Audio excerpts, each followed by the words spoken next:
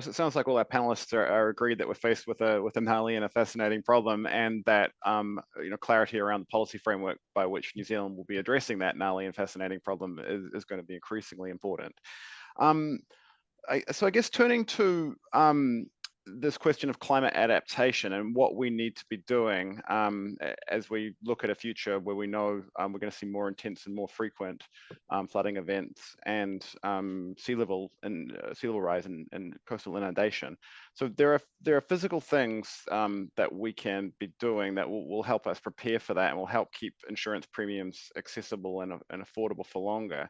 Could I ask each of the panelists to reflect on what you see those kind of key actions we should be taking are, and what are the kind of the opportunities and challenges that surround that? So let's start with you, Richard. Thanks, Murray. Ultimately, for me, it's this idea of comprehensive risk management. It's acknowledging that right across society, right from an individual homeowner right up to government, that we have responsibilities for managing natural hazard risk, and that's through your home preparedness kit at home, your land use planning at local government, spatial planning, and insurance is just one part of that equation. So it's taking a step back. I use designing urban stormwater systems as an example, and I know that a lot of people might not agree with the approach of putting it in the framework of using return periods, but if you look at conventional stormwater systems around New Zealand, they're typically designed to about a 1 in 20. So we've mitigated that. If we get rainfall up to a 1 in 20 year event, we've mitigated that. Up to 1 in 50, you'll actually notice that the stormwater system might become overcome and the roadway will flood, but not habitable floors. And so we've got this framework whereby we're actually enabling the road to flood until that flooding will subside. To support that risk management framework, we have to have good traffic management plans in place to ensure that we are managing that risk appropriately. And then within the Building Act, we've got things so that we're not having habitable floor levels flooded up to a 1 in 50 year. If you go up to 1 in 100 year and 1 in 200 year, you're starting to see risk management options such as flood protection schemes or bringing in parts of land use and spatial planning to manage that. And then anything above that risk that we've managed, we tend to just kind of default to civil defence emergency management. But there's also personal responsibilities and understanding if you're living within a hazard area, that you understand the signs that you'll need to evacuate in certain instances for flooding, etc. So it's actually stepping back, and for each of those hazards, understanding what is that kind of spectrum of risk management options that we're doing and what's the optimal ones, and most importantly, what level of risk management interventions can we afford? And I think transferring some of that risk via insurance is only part of that discussion. And if we can actually step back as a country and have a solid, robust, holistic and comprehensive risk management discussion, and then what artifacts sit in to support that, I think that's one of the most important opportunities we've got going forward. Thanks, Richard. Same question to you, Chris. Kind of similar approach to Richard.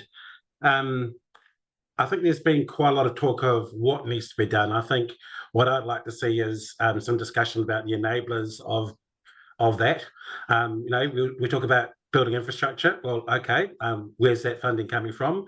If it's not all going to come from government, where is the capital flow from outside of New Zealand to enable that to happen?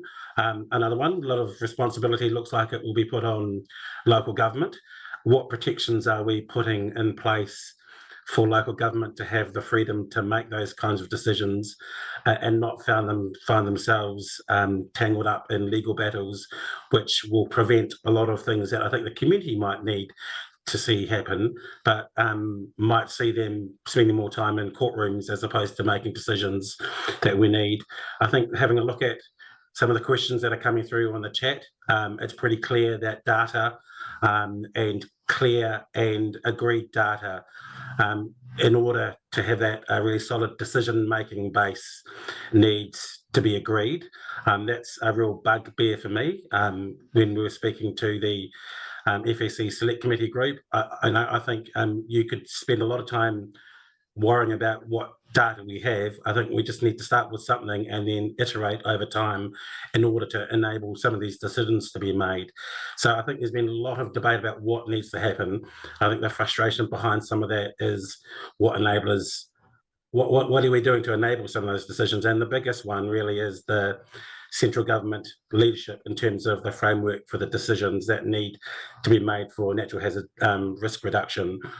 I'm not saying that it means that everything lies on central government and local government. I actually think all sectors need to lead in.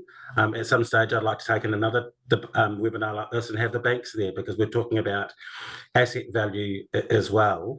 But as insurers, we want all of these things to be addressed. We are happy to be part of the debate. We don't want insurance premiums to be the deciding factor, because we think there is a lot of work to be done to maintain the level of kind of certainty to people about the homes that they're in and the communities that they're in.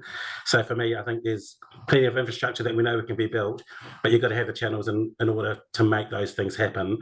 And again, I have confidence that we're heading in the right direction in the policy. We wait with bated breath to see if we can all dive in once we've got that framework to figure out how we make those things happen. Thanks, Chris. Can I ask Jonathan or Carly for any quick reflections? We're getting a little squeezed for time, so if you've got any quick reflections from either of you on that question, please. Well, look, very briefly, I agree with most of what Richard and Chris have said. We certainly, as Richard says, need a comprehensive risk management approach.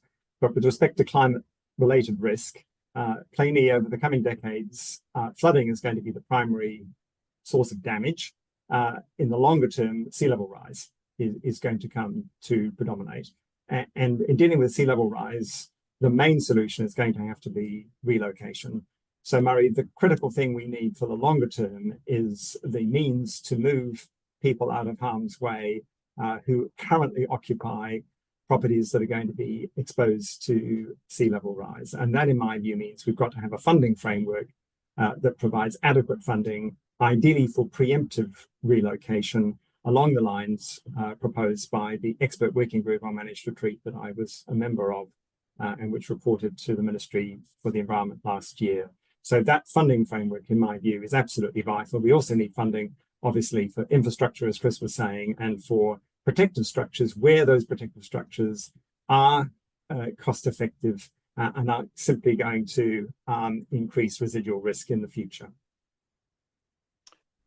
Thanks, Jonathan. Anything from you, Carly? Yeah, I'd just reiterate what the other panelists have said there. I think what's really crucial, as Chris mentioned, is the enablers to get this stuff happening, which means legislation for climate, how we're going to adapt to climate change, who's making the decisions, what are the risk thresholds at which we would make a certain decision, and when that decision's been made, what are the actions that we would then take?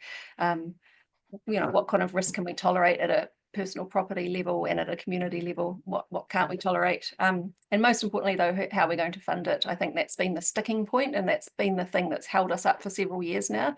We're going to have some commitment to get some funding on the table so that we can start. We know what we need to do. We need to start actually doing it, and to do that, we need money. And I think a lot of local councils are going to really struggle to pay for what needs to happen, and we need to be thinking about a lot of that funding coming from some kind of national adaptation fund and being allocated according to need. So I think that needs to be happening quickly. We need to get cracking.